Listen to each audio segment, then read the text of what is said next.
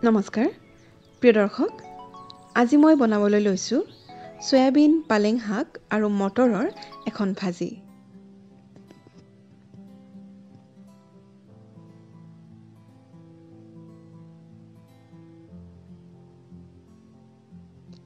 আহক চাই লওঁ তাৰ বাবে আমাক কি কি সামগ্ৰী লাগিব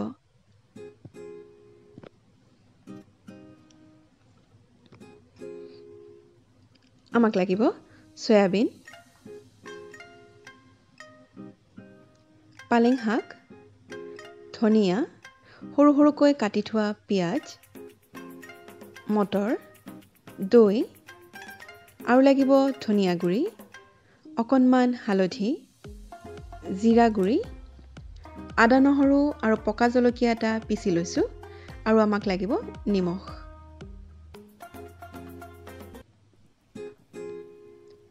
প্ৰথমে আমি সয়াবিনখিনি দৈৰে মেৰিনেট কৰিম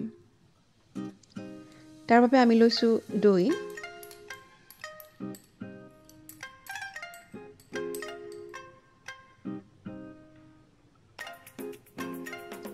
অকণমান হালধি গুৰি অকণমান ধনিয়া গুৰি আৰু অকণমান জিৰা গুৰি এই গোটেইখিনি একেলগে ভালদৰে মিহলি কৰি ল'ব লাগিব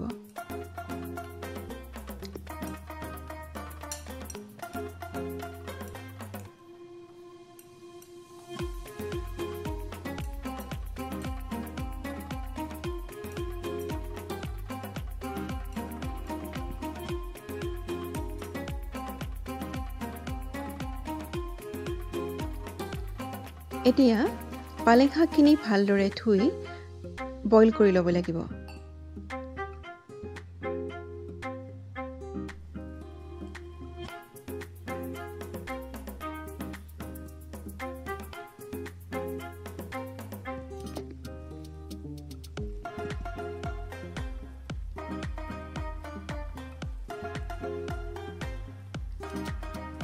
পালেং শাকখিনি বইল কৰাৰ পিছত ঠাণ্ডা হ'বলৈ দি মিক্সিত পিচি ল'ব লাগিব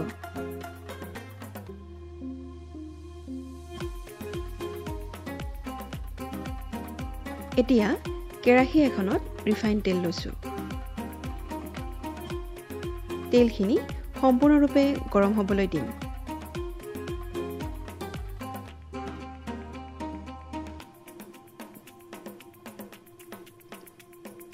তেলখিনি ভালদৰে গৰম হোৱাৰ পিছত তাত সৰু সৰুকৈ কাটি থোৱা পিঁয়াজ দি দিম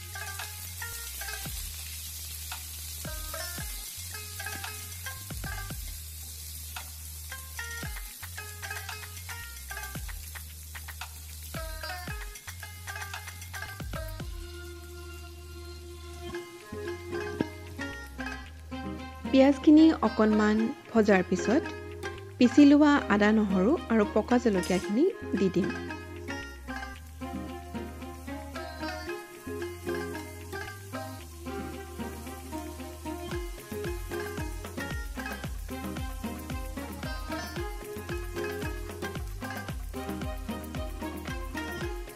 পিঁয়াজ আদা নহৰু আৰু জলকীয়াখিনি ৰঙচুৱা হোৱাৰ পিছত দৈ হালধি জিৰা আৰু ধনিয়া গুৰিৰে মেৰিনেট কৰি ৰখা সয়াবিনখিনি দি দিম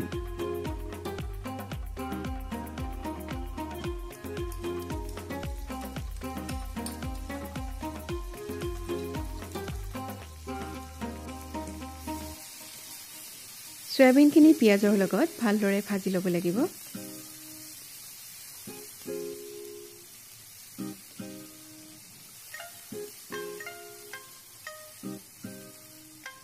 সয়াবিনখিনি অকণমান লৰাই তাত আমি হালধি গুৰি অকণমান দি দিম সয়াবিনখিনি মেৰিনেট কৰি ৰাখোঁতে আমি অকণমান হালধি ব্যৱহাৰ কৰিছিলোঁ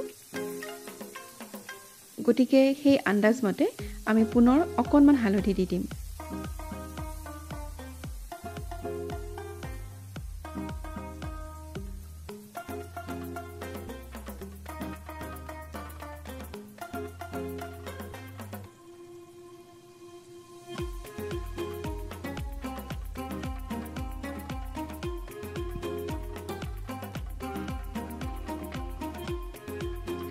এতিয়া আমি অকণমান নিমখ দি দিম।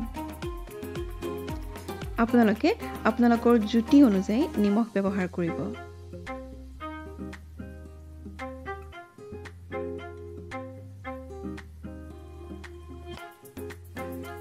এতিয়া লো ফ্লেমত ঢাকনি লগাই সয়াবিনখিনি ভালদৰে ভাজিবলৈ দিম।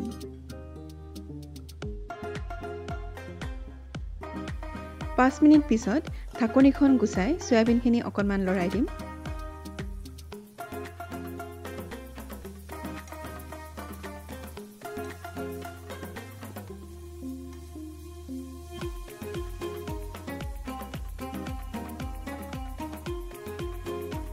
এতিয়া সয়াবিনখিনিৰ লগত মটৰখিনি যোগ কৰি দিম।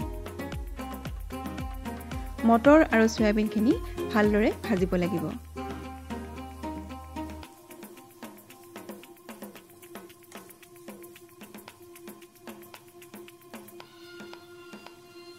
পুনৰ আমি লো ফ্লেমত ঢাকনি লগাই মটৰ আৰু সয়াবিনখিনি ভাজিবলৈ দিম।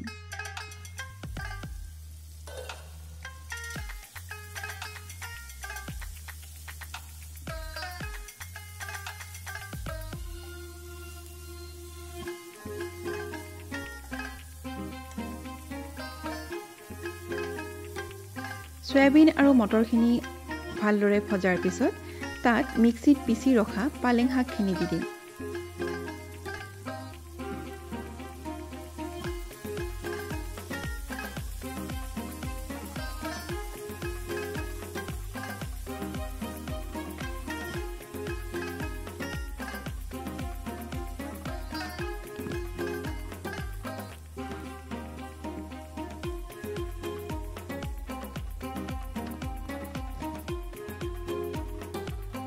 লো ফ্লেমত পুনৰ 10 মিনিট ঢাকনি লগাই পালেং শাক আৰু সয়াবিনখিনি ভালদৰে সিজিবলৈ দিম।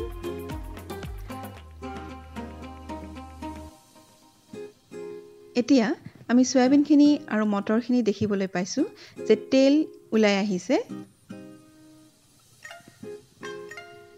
মানে আমাৰ ভাজিখন সম্পূৰ্ণৰূপে তৈয়াৰ হৈছে।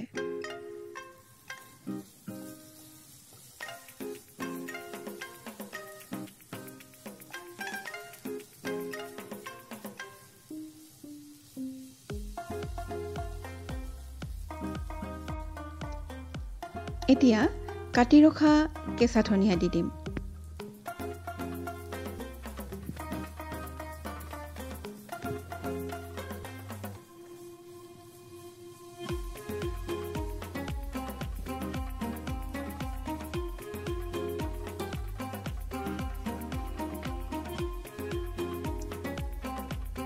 এয়া আমাৰ সয়াবিন, পালেং শাক আৰু মটৰৰ ভাজিখন তৈয়াৰ হৈছে। আপোনালোকেও এবাৰ বনাই চাব।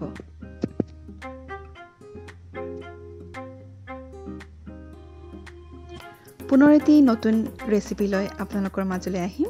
তেতিয়ালৈ নমস্কাৰ।